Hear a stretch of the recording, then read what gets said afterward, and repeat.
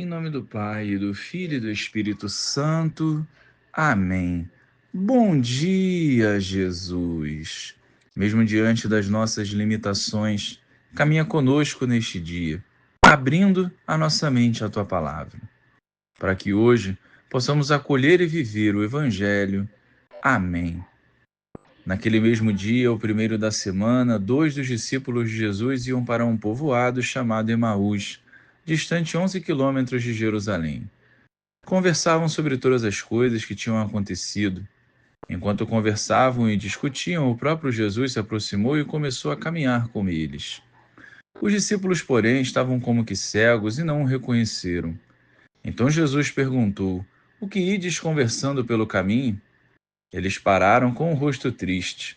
E um deles, chamado Cleofas, lhe disse: Tu és o único peregrino em Jerusalém que não sabe o que lá aconteceu nestes últimos dias?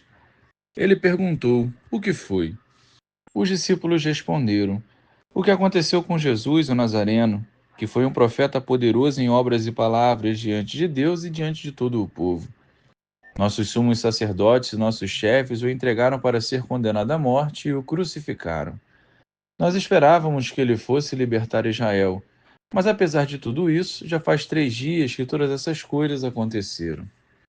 É verdade que algumas mulheres do nosso grupo nos deram um susto. Elas foram de madrugada ao túmulo e não encontraram o corpo dele.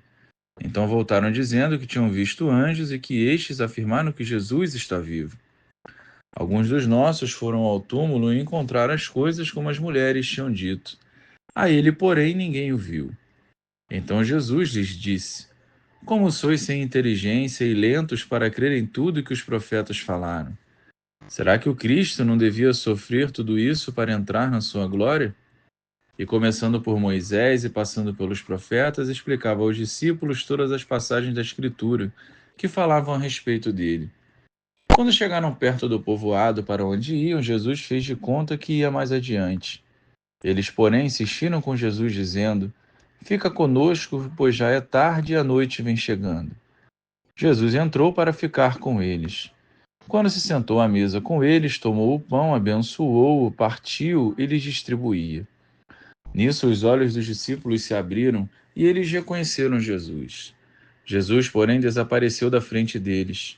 Então um disse ao outro: Não estava ardendo o nosso coração quando ele nos falava pelo caminho e nos explicava as Escrituras?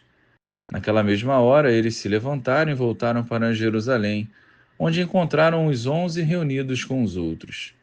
E estes confirmaram: Realmente o Senhor ressuscitou e apareceu a Simão.